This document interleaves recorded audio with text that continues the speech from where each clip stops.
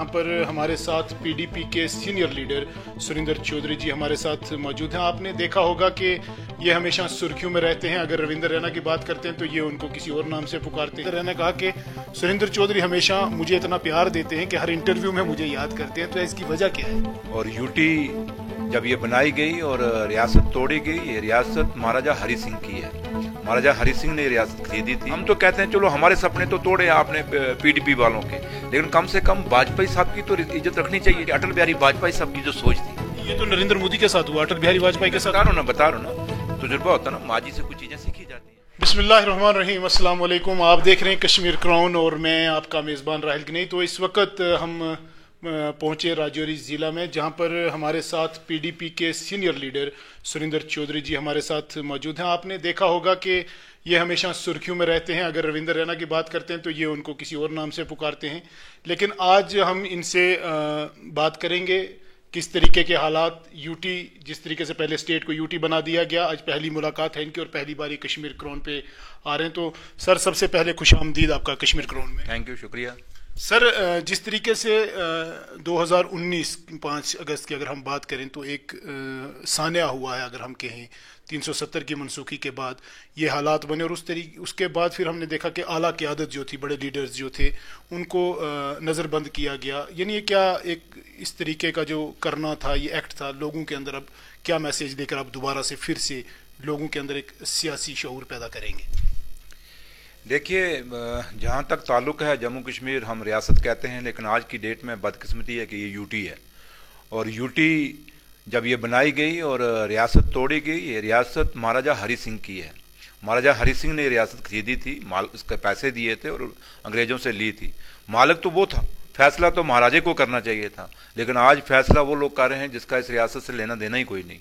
हाँ, जहाँ तक ताल्लुक़ है कि जब ये रियासत तोड़ी गई और यूटी बनाई गई, और ये एक गुंडा राज हम कह सकते हैं, इससे ऊपर कुछ नहीं है। क्योंकि अगर हम आइन की बात करें तो आइनी तरीके में ये था कि जहाँ की जो इलेक्टेड गवर्नमेंट थी वही 370 पर कोई फैसला कर सकती थी, लेकिन यहाँ पे इन्होंने सरकार तोड़ के लीडरों को अंदर करके उसके बाद एक आदमी को गवर्नर बना के यहाँ बैठा के उससे एक कलम से साइन करवा के लिखवा लिया, जी हाँ आप ये रियासत तोड़ दीजिए। और कहीं ना कहीं जब ये कहते हैं कि हम आइन के खिलाफ बात करते हैं पीडीपी वाले, तो हम ये कहते हैं कि आइन को अगर कोई रोंद रहा है, कोई तोड़ रहा है, तो वो दिल्ली की सरकार तोड़ रही है। जम्मू कश्मीर रियासत के अंदर पीपल्स डेमोक्रेटिक पार्टी, जिसके कायद, जिसके लीडर मुफ्ती मोहम्मद सईद जो हैं, वो इस देश के होम मिनिस्टर रहे हैं। He was the youngest home minister of India. तो वो आदमी जो सेकुलर था और कभी उसने हमेशा पीस की बात की, हमेशा शांति की बात की। उन्होंने हमेशा एक बात कही कि हिंदुस्तान और पाकिस्तान को बैठ के बात करनी पड़ेगी और तभी अमन आएगा, और उन्होंने रास्ते खोलने की बात की और रास्ते खोले, और उस बात को अटल बिहारी वाजपेयी साहब ने भी माना। तो इसलिए आज जब ये रियासत तोड़ी गई, यूटी में बनाई गई, तो वो जो सपने अटल बिहारी वाजपेयी ने इस रियासत के लिए देखे थे, मुफ्ती साहब ने देखे थे, वो आज की सरकार जो दिल्ली में बैठी है उन्होंने तोड़ दिए। हम तो कहते हैं चलो हमारे सपने तो तोड़े आपने पीडीपी वालों के, लेकिन कम से कम वाजपेयी साहब की तो इज्जत रखनी चाहिए थी, वाजपेयी साहब की तो रिस्पेक्ट करनी चाहिए थी। क्योंकि वाजपेयी साहब ने कहा था, आपको याद होगा अगर, जब वो कश्मीर आए थे तो उन्होंने कहा था कि आप दोस्त बदल सकते हो लेकिन पड़ोसी नहीं बदल सकते। और उन्होंने कश्मीर की धरती से पाकिस्तान को दोस्ती का हाथ बढ़ाया था, और वो शख्स थे जो दिल्ली से लाहौर बस लेके गए थे। तो इसलिए कम से कम बीजेपी को उस लीडर की, जिस लीडर ने भारतीय जनता पार्टी की बुनियाद रखी, जिसने भारतीय जनता पार्टी को बनाया, अपने खून से सींचा, कम से कम उनकी सोच को तो जिंदा रखना चाहिए था। यहाँ पर अगर हम देखें यूटी में जिस तरीके से पीडीपी की, खासकर अगर हम किता पीर पंजाल की बात करें, एक्स मिनिस्टर्स जो थे, एक्स एमएलए जो थे, वो कहीं ना कहीं उस मौका पर पार्टी से चले गए जब पार्टी को ज़रूरत थी। देखिए, सियासत है, सियासत में ना सदा कोई दोस्त है ना सदा कोई दुश्मन है। अब जो गए वो गए, उस पर हम क्या तबसरा करेंगे। लेकिन है कि आज हमारी लीडर इतनी मजबूत है, महबूबा मुफ्ती जी जो पार्टी की सदर भी हैं, कि वो इन सब उनके जाने के बाद भी आप देखें, आज रजौरी पुंछ का टूर है, वो कल से टूर पे निकली हैं। रास्तों में देखें दुनिया उनको रिसीव कर रही है। मेंढर के अंदर आपने देखा कितने लोग थे। आज पुंछ में जब उनकी वर्कर की एक छोटी सी मीटिंग हमने बुलाई थी, जबकि वहाँ हाल ही में जगह नहीं रही बैठने की, तो आज भी ये रजौरी में आई हैं। तो लिहाजा रजौरी पुंछ का जो टूर है है महबा जी का, वो इसी चीज़ को कि हमारे जो लोग गए उनके बाद थोड़ा सा वर्कर कहीं डिमोरलाइज हो गया था। लीडर गए लेकिन वर्कर नहीं गए। उन वर्करों को इकट्ठा करने के लिए उनका द्वारा से वो माला जो पीपल्स डेमोक्रेटिक पार्टी की मुफ्ती मोहम्मद सईद साहब ने बनाई थी, उसी माला के एक एक मनके को जोड़ने के लिए आज राजौरी पुंछ के टूर पे आई हैं। आपने कहा लीडर चले गए लेकिन जो वर्कर्स थे वो नहीं गए, या जो वो लीडर्स गए वो फिर अकेले चले गए? आपके सामने अब आप यहाँ आप देखें ना, जो मैडम को अभी राजौरी के अंदर भी जो डेपुटेशनें मिल रही हैं, तो ये क्या दिखा रहा है? इतनी जबकि अभी मैडम को 1 घंटा हुआ और कितनी डेपुटेशन है, जगह ही नहीं है यहाँ बैठने की। तो लिहाजा ये दर्शाता है कि वर्कर आज भी यही है, वर्कर कहीं नहीं गया, सिर्फ है कि लीडर गया है। तो लीडर जाने से लोगों ने क्या क्या, अब आपने उन लोगों जो लोग मिलके हैं, थोड़ा सा जो अंदर महबूब से उन्होंने बात की, अगर आप उनको इंटरव्यू करते तो आपको पता लगता है कि उन लीडरों के बारे में वो वर्कर क्या कह के गए हैं। तो लिहाजा मैं आज उस पर ज़्यादा तबसरा नहीं करना चाहता, लेकिन मैं एक चीज़ ज़रूर कहूँगा कि पार्टी पहले भी मजबूत थी, पार्टी आज भी मजबूत है, और इंशाअल्लाह भगवान ने चाहा, मैं बाबा गुलाम शाह बादशाह के चरणों में बैठा हूँ, इनकी मेहर रही, इनका आशीर्वाद रहा, तो खिता पीर पंचाल के अंदर पीपल्स डेमोक्रेटिक पार्टी फिर एक मजबूत दीवार बन के उभरेगी, और सातों की सातों सीटें जी अगले इलेक्शन में, जब भी कभी इलेक्शन अगर भारतीय जनता पार्टी ने कराया, दिल्ली की सरकार ने कराया, तो पीपल्स डेमोक्रेटिक पार्टी जीतेगी। ये विश्वास है मेरे बाबा के चरणों में। जिस तरीके से आपने हमेशा रविंदर रैना का जिक्र हमेशा होता है आपके इंटरव्यू में, मैं चाहूँगा कि आखिर ऐसी वजह क्या है कि हमेशा रविंदर रैना को ही आप लाते हो इंटरव्यू में? जब बात होती है तो रविंदर रैना कहा कि सुरेंद्र चौधरी हमेशा मुझे इतना प्यार देते हैं कि हर इंटरव्यू में मुझे याद करते हैं, तो इसकी वजह क्या है?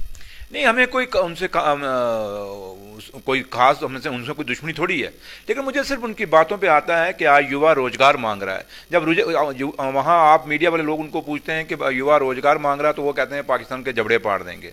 हम कहते हैं कि भाई हमें नाली गलियाँ ट्रांसफार्मर दे दो, वो कहते हैं जी हमने आपको सिलेंडर दे दिए हैं। और हम कहते हैं कि भैया हमें यहाँ जम्मू कश्मीर रियासत के अंदर अमन दे दो, तो वो कहते हैं हमने किसानों के खाते में 2000 रुपया दे दिया है।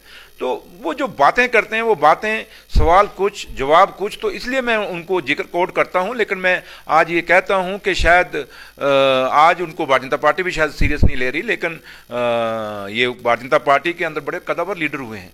इस कुर्सी के ऊपर जहां रविंदर जी बैठे हैं, वहां पे प्रोफेसर चमला गुप्ता भी बैठे हैं, दया कृष्ण कोतवाल साहब भी बैठे हैं, वहाँ पे वैद विष्णुता साहब बैठे हैं। ऐसी बात नहीं है, बड़ी इंपॉर्टेंट चेयर थी, लेकिन हमेशा उन्होंने जम्मू कश्मीर रियासत के भाईचारे की बात की। लेकिन जो आज माहौल बनाया जा रहा है, हिंदू और मुसलमान को सामने खड़ा किया जा रहा है, पाकिस्तान और हिंदुस्तान के मुद्दों पर बात की जा रही है। भैया जहाँ तक हिंदुस्तान और पाकिस्तान का है, वो तो दिल्ली की सरकार ने देखना है। आपने जम्मू कश्मीर रियासत की बात करते हो, आप जम्मू कश्मीर रियासत में बताएं कि क्या बेरोजगार बच्चे को रोजगार मिल रहा है? क्या वो 60,000 डेली वेजर सड़कों पे है, क्या उन 60,000 डेली वेजरों को आपने रोजगार दे दिया? क्या आज जम्मू कश्मीर रियासत के अंदर टूरिज्म खत्म हो गया है? उस टूरिज्म पे आप बोलिए क्या कर रहे हैं? आज जम्मू कश्मीर रियासत के अंदर आप देखें कि ट्रांसपोर्ट खत्म हो गया है, लोगों की गाड़ियों के नीचे घास जम गया है, उस ट्रांसपोर्टर की आप बात ही नहीं कर रहे। आज छोटा बिजनेसमैन खत्म हो गया है, आज आपकी इंडस्ट्री जम्मू कश्मीर में बंद हो गई है। आपने जो इंडस्ट्री लाने की बात कर रहे हैं, बाहर कहां से आएगी? ये टेल एंड स्टेट है आज ये जो जम्मू कश्मीर रियासत है। यहां कौन सा बाहर से व्यापारी आएगा जो यहां इंडस्ट्री लगाएगा? हाँ, वो व्यापारी आते हैं, यहाँ इंडस्ट्री लगाते हैं, यहाँ की जो सब्सिडी है जम्मू कश्मीर रियासत की वो खाते हैं, जिस दिन सब्सिडी पूरी होती है फैक्ट्री बंद करते हैं, वापस दिल्ली चले जाते हैं। आज तो बीजेपी ये जो जम्मू कश्मीर रियासत के साथ, हमारे बच्चों के साथ, बेरोजगार बच्चों के साथ जो नाइंसाफी हो रही है, मैं इस पे कहता हूं कि आपको इस पे बात करनी चाहिए, ना कि खामखा एक मौजू बना दो, अपना तमाशा मत बनाओ, एक मदारी मत बनो, बल्कि एक ऐसे लीडर बनो जिससे लोगों को, आवाम को फायदा हो सके और इस जम्मू कश्मीर रियासत के अंदर अमन आ सके, और हिंदू और मुसलमान जो जिस प्यार से पहले रहता था, वो हिंदू और मुसलमान उसी प्यार से रहे।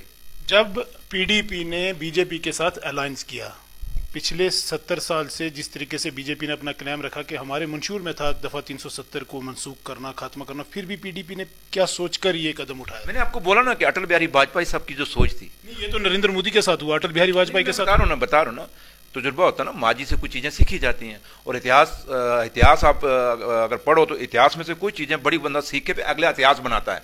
तो वो इतिहास ये था कि अटल बिहारी वाजपेयी साहब ने जो हमारे साथ डील किया, जो उन्होंने जम्मू कश्मीर लोगों को प्यार दिया, मोहब्बत दी, उनकी बात को माना। आपके सामने मुजफ्फराबाद रोड खुला, आप एक्सपेरिमेंट कर रहे थे? नहीं नहीं, नो नो, मैं सुनो ना मेरी बात। हम चक्का का बाग भी खुला, जंगल मीरपुर कोटरी रोड खुलने वाला था, सुचेतगढ़ आपका रोड खुलने वाला था। तो इसलिए मैंने आपको ये कहा कि हमने ये सोचा कि शायद ये वही बीजेपी है। एक्सपेरिमेंट की बात नहीं थी, क्योंकि जम्मू कश्मीर रियासत के अंदर हम इस रियासत में अमन लाना चाहते थे। मसला जम्मू कश्मीर को खत्म करना चाहते थे।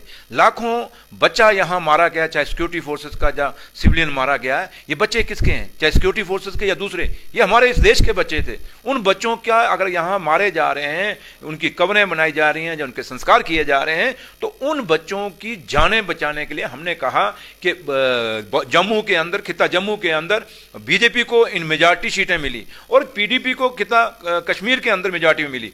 मुफ्ती साहब का एक बहुत बड़ी सोच, बहुत बड़ा विजन, और उन्होंने सोचा ये वाजपेयी साहब की तरह ही चलेंगे, पिछली जो पॉलिसी उन्हीं को लेके चलेंगे। उन्होंने ये कभी नहीं सोचा, उन्होंने सोचा कि मैं किसी नेशन कॉन्फ्रेंस या कांग्रेस के साथ अलायंस करके बनाऊंगा। तो उनके कोई भी एमएलए जितने भी जीते थे, मुस्लिम जीते थे।